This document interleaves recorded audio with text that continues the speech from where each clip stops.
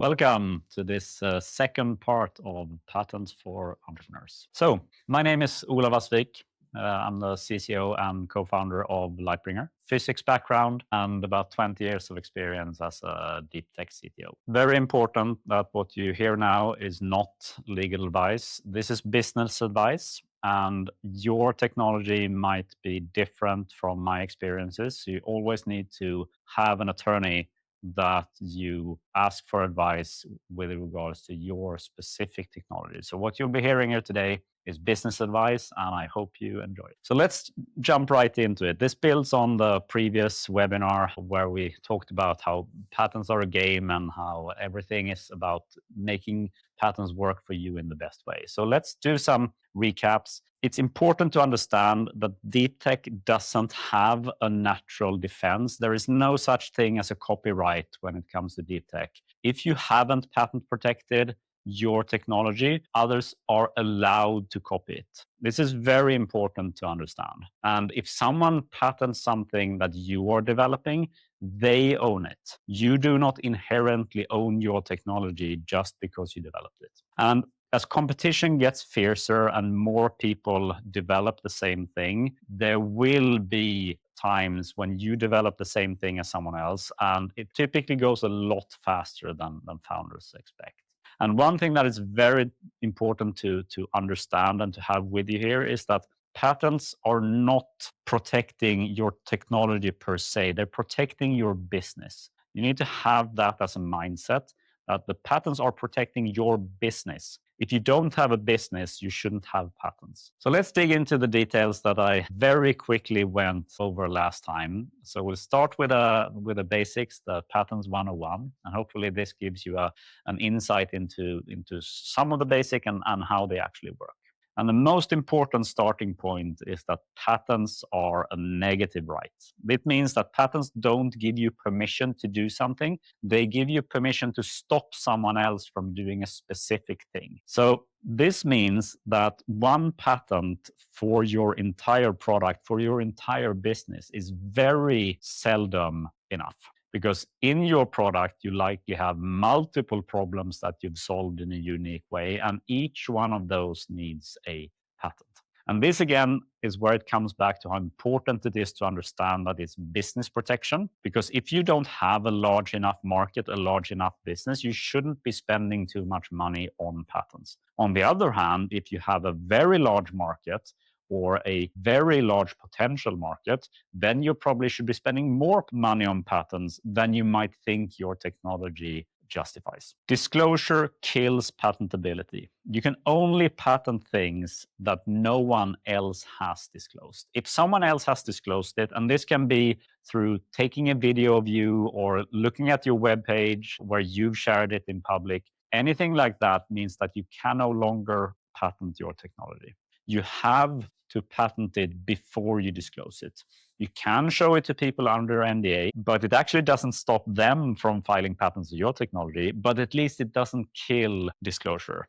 So it kills patentability through disclosing. Another thing that is very common that kills patentability is when you publish a scientific paper. If you are publishing a scientific paper, you have to patent before it gets published. Otherwise, you will lose the patent rights and it will become public domain and anyone can work with it. So you need to file before you show, always, because it's the first to file that matters, not the first to invent. Once you've filed, you have 18 months until it becomes public.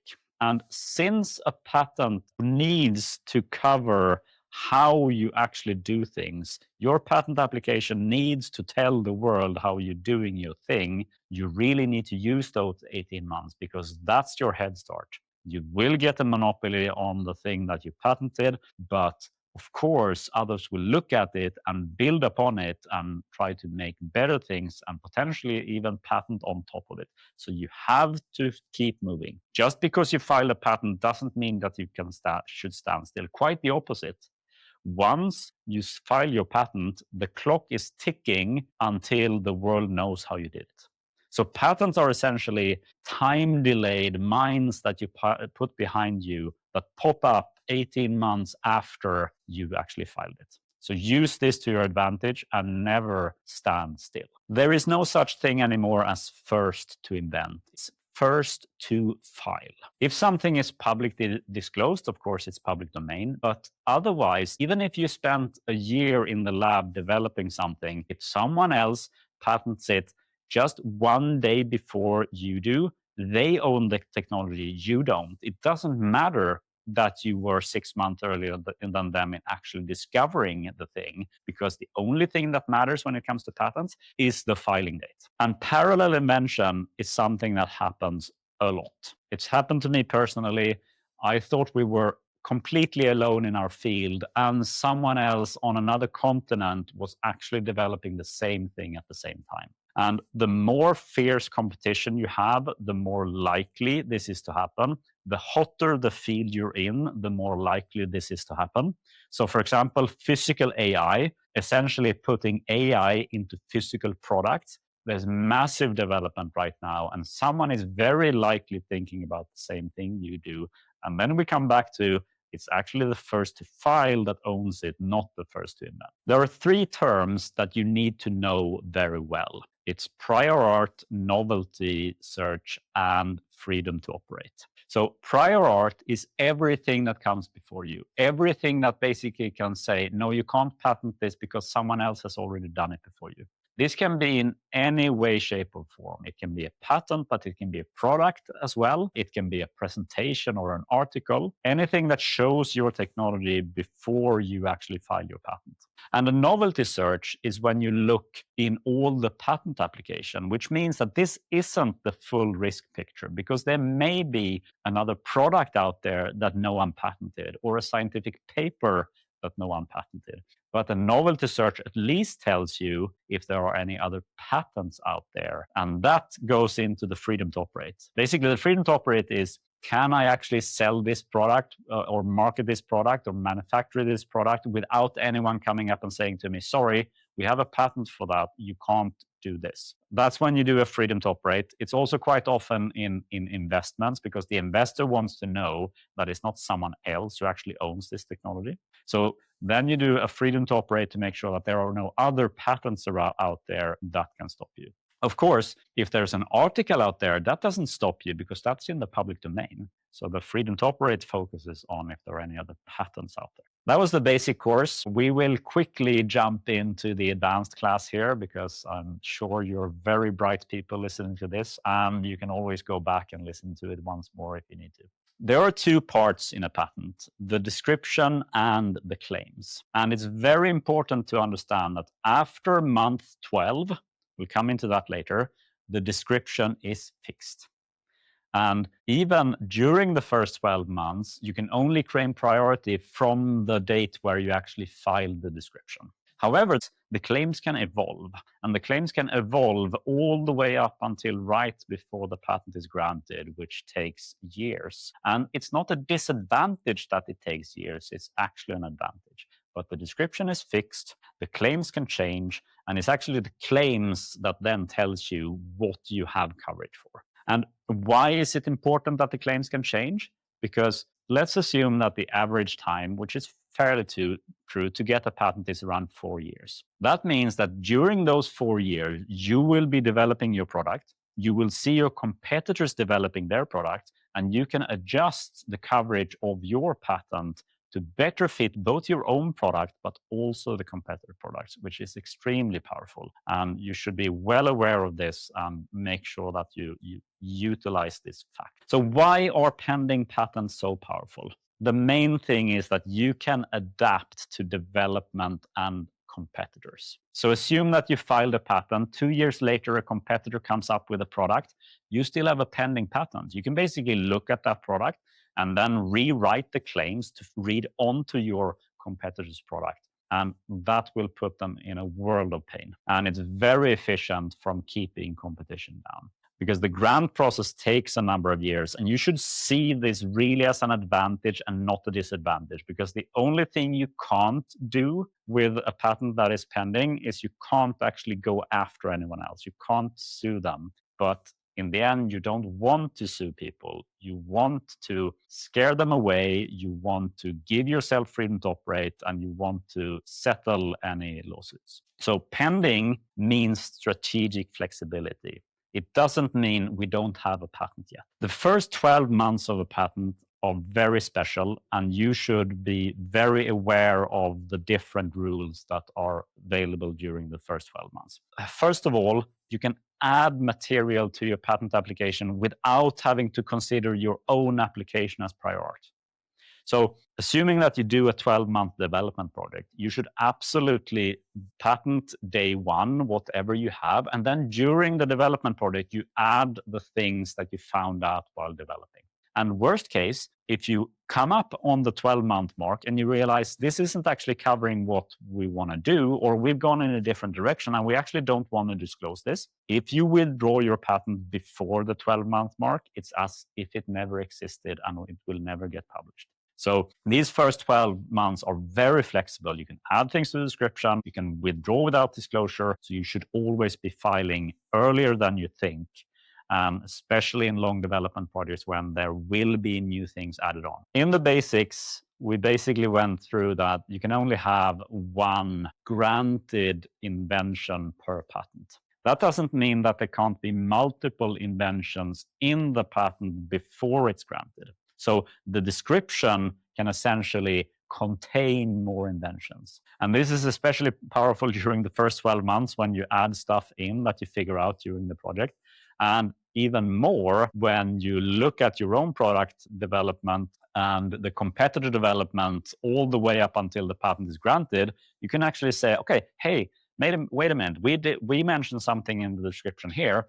We want to make sure that we cover that as well. And then you can do a divisional or continuation to actually get more coverage and more legal protection than you intended from the beginning, which again goes back to why the pending applications are so powerful. Continuations is about keeping patents alive. So patents have a 20-year lifetime. There are some exceptions, but 20 years is the norm. Right before you get a grant from the patent office, you get a notice of allowance saying, we're just about to grant your patent. And once the patent gets granted, it's written in stone. What you can do then is say, hey, I actually want to do a continuation on a slightly separate part of the patent. So I will get my granted patent, but I also get to keep it. This is kind of like the, I want to eat the cake and have it.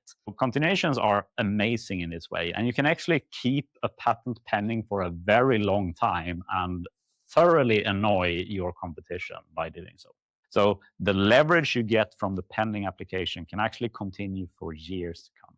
So now we'll talk a little bit about trade secrets and patents. Patents are really only trade secrets that you've chosen to protect. And any problems that you solve, and this is typically even if you use technology from another industry or another technical field and you solved a problem in your industry in a unique way, you have a trade secret. You figured something out. And all inventions and patents start out as trade secrets. And you should be very careful about making sure that you understand what trade secrets you are. Because even if you, or more importantly, if you decide not to patent a trade secret, the company needs to know it's a trade secret. Because imagine if someone went out and talked about your patents before they were public, you would kill your disclosure, etc., etc. But the same thing goes for trade secrets. Those are the secrets that you keep in the company that can't get out. That is the hidden secret sauce that you have. So make sure that you really keep track of the trade secret and make sure that the employees at the company, the people who need to know, they know it's a trade secret and they're not allowed to talk. And then patents are the ones you actually decide you want to disclose. You will tell the world this trade secret, but you get a patent for it first, so you get a monopoly. If you're a deep tech company, you should start out with a 50-50 rule of thumb. So 50% of your trade secrets get made into patents. So in the end, you have 50% patents, 50% trade secrets. Why is this a good balance? Because if you only have patents, that means that someone can look at your entire technology and do their best to work out how to build around it. If you only have trade secrets, first of all, someone else can patent your technology, so you can't actually sell it anymore. But if they actually figure it out, they can copy your entire product without any repercussions. So having a balance of patents and trade secrets means that you have protection that you can go after people legally, but you also don't tell the world how you're actually doing things. So it becomes very difficult for them to copy you.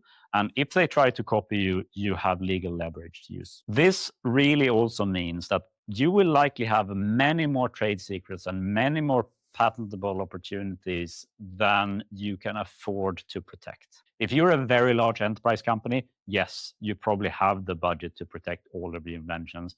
But if you're a small company, you can't file hundreds of patents. It doesn't work for you. So you need to make sure that you figure out all of the trade secrets you have, and then you put the budget as the limiter amount about how much you're going to protect. If you feel that you don't have anything to protect, just reach out to me. I promise you I can find something in your technology that's worth protecting, because everyone has solved problem in a unique way. Otherwise, you wouldn't be a deep tech startup. Then we have hardware versus software. If you have a hardware product, if you have a visible product, you will have more patents than if you're a software company. So this 50-50 balance might skew. If you're a purely hardware, you're showing everyone how are you doing it.